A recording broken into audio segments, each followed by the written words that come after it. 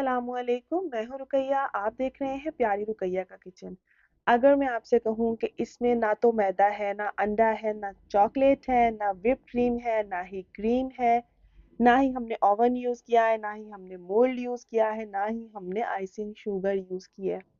कभी कभार बहुत दिल चाहता ना कि कोई क्विक सा, झटपट सा, बहुत मेहनत ना करनी पड़े और यम्मी सा चॉकलेट केक रेडी हो जाए और उसका टेस्ट भी बेहतरीन हो। जितनी देर में मेहमान आएंगे, बैठेंगे, हम चाय पानी पूछेंगे, उतनी देर में इसको रेडी करके आपने तवे के ऊपर बनाने के लिए रख दिया, डायरेक्ट पतीली के अंदर। इतनी आसान रेसिपी है ना कि आप लोगों का भी दिल खुश हो जाएगा। ये मेथड जो मैं आपके साथ शेयर कर रही हूँ ना, ये बहुत इजी मेथड है। ये बहुत सारी रेसिपीज मैंने खराब कर ली थी, उसके बाद मुझे समझ आया था कि अच्छा, ये ट्रिक्स मैंने यूज करनी है, ये पॉइंट्स मैंने ध्यान में रखने हैं तो चीज अच्छी बनेगी, वरना फर्स्ट ट्राई में चीज खराब हो सकती है। आज मैं अपनी सब बहनों से ये रेसिपी शेयर कर रही हूँ। चलिए स्टार्ट करते हैं। इतनी मजे की इसकी चॉकलेट आइसिंग है ना, मैं आपको बता नहीं सकती। तो चलिए स्टार्ट करते हैं। बिस्मिल्लाहिर्रहमानिर्रहीम।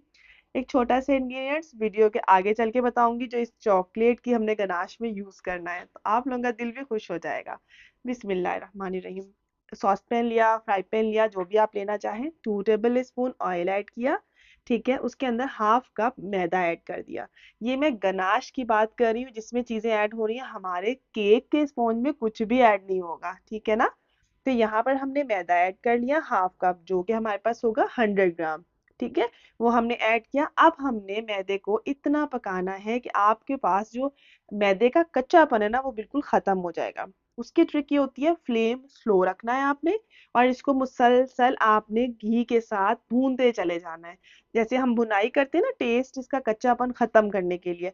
उसके बाद इसके ऊपर ऐड कर दिया आइसिंग शुगर, जो कि है हमने दानेदार चीनी ली, उसको हमने मिक्सी में ग्राइंडर में पीस लिया।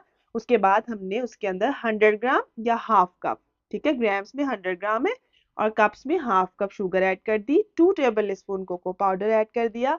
फ्यू ड्रॉप्स, अगर आपके पास चॉकलेट एसेंस है तो वो ऐड कर दें, अगर आपके पास चॉकलेट एसेंस नहीं है तो आप वनीला एसेंस ऐड कर दें। उसके बाद हमने इसके अंदर 1 कप पानी ऐड कर देना है। ठीक है, अब ये प्रॉपर जो ये पकेगा ना, ये 4 मिनट लेगा। 3.5 से 4 मिनट लगते हैं इसको पकने के लिए। बिल्कुल स्लो फ्लेम होगी। सबसे पहले आपने मैदे का कच्चेपन को दूर करना है, उसके बाद आपने कोई और चीज ऐड करनी है। और यहाँ पर हमने अच्छे तरीके से सब चीज़ों को मिक्स कर लिया है। यहाँ तक कि इसकी कंसिस्टेंसी इस तरह की आ गई है और बहुत मज़े की और ज़बरदस्त लग रही है। इन देने के लिए और टेस्ट देने के लिए मैं आगे चल के बताती हूँ, जब तक हम इसे ठंडा करने के लिए साइड पे रख देते हैं। अब यहाँ पर डिफरेंट तरह के मैंने बिस्किट्स ले लिए हैं। कोई से भी बिस्किट ले सकते हैं आप लोग, ठीक है। जो कि कप्स में करेंगे ना तो 3 कप हो जाएंगे, ठीक है, 3 कप्स हो जाएंगे हमारे पास बिस्किट्स का चूरे के लिए। मतलब बिस्किट्स को हमने क्रश कर लिया, ठीक है, वो एक चूरे वाली फॉर्म में आ गया। बहुत अच्छे तरीके से आपने इसको फाइन सा पीस लेना है, ठीक है। तो यहाँ पर जो है ना, हमने मिक्सी में सारे चीजें ऐड कर दी हैं, सब तरह के बिस्किट, मतलब जो आपकी चॉइस है, जो आपको पसंद है, आप हर तरह का इसके अंदर बिस्किट यूज कर सकते हो। यहाँ पर सारे बिस्किट डालें और अच्छी तरह से इसका फाइन सा जो है ना, हमने इसको पीस लिया है। अच्छा, अगर आप ज्यादा अच्छे तरीके से नहीं पीसेंगे इसको, तो इसका वो टेक्सचर नहीं आएगा। तो अच्छे तरीके से पीसना बहुत जरूरी है, वरना आप बेलन से ऊपर ना किसी कपड़े में डाल के, शॉपर में, तो बेलन से भी इसको क्रश कर सकते हो।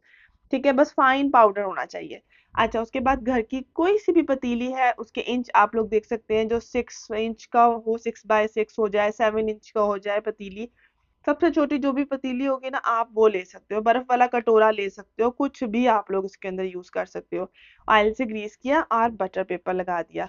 अच्छा, ऑयल से ग्रीस करना है, घी से ग्रीस नहीं करना है। बटर पेपर इसलिए लगाना है ताकि बहुत इजीली जो है ना, ये अनमोल्ड हो सके। ठीक है, क्योंकि हमने इसको डायरेक्ट ही तवे के ऊपर रखकर इसको बेक करना है। ठीक है, तो यहाँ मैंने अच्छे तरीके से इसको लगा लिया है। तो ये बहुत इजी सा मेथड है। आप लोग किसी भी तरह के, कोई भी स्टील की कटोरे होते हैं, कुछ भी हो सकते हैं, बर्फ वाले कटोरे, आप वो लोग यूज कर सकते हैं।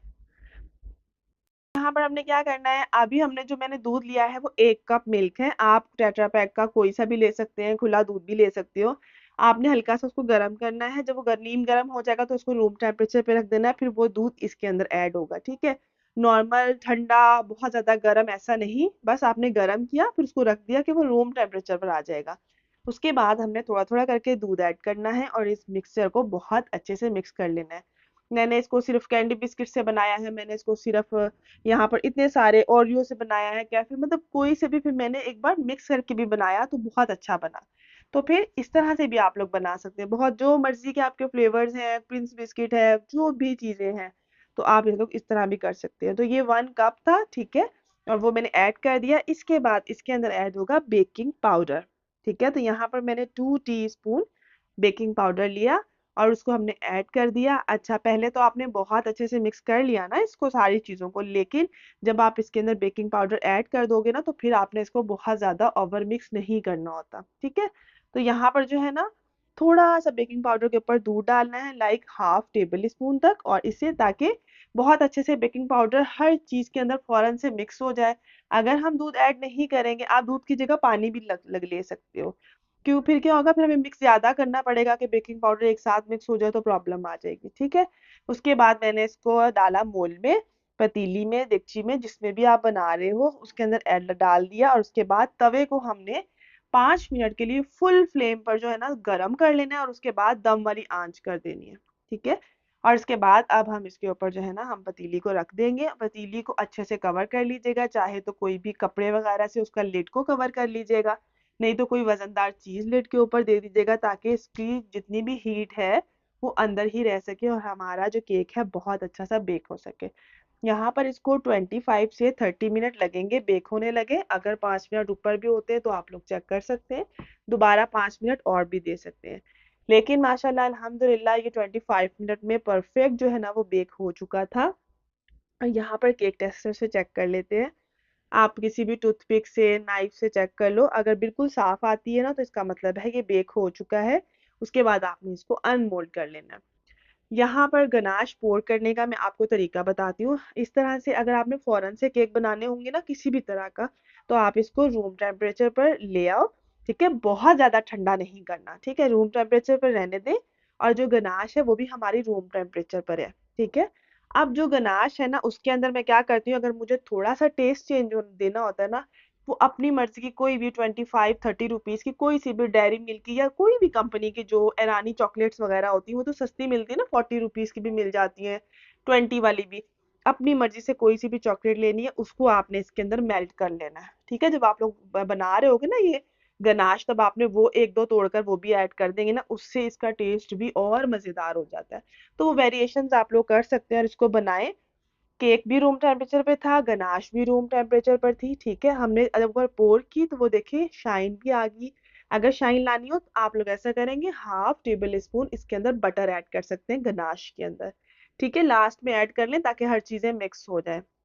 उसके बाद अपनी मर्जी से आप लोग स्प्रिंकल लगाएं, अब जो भी आप लोग डेकोरेशन करना चाहो ना आप लोग कर सकते हो। इस तरह से मैंने पर्ल्स लगा लिए थे, और उसके बाद आपको कटिंग करते हुए देखें, इतना सुपर सॉफ्ट और माशाल्लाह बहुत मजे का। कभी कभी दिल करता है ना कोई यूनिक, डिफरेंट और अच्छी सी रेसिपी ट्राई करें, तो ये रेसिपी आप लोग ट्राई कर सकते हैं। आई होप इसकी गनाश, आप यकीन करें, बहुत मजे की होती है और बहुत सारी चीजों में आप लोग ये गनाश यूज कर सकते हैं।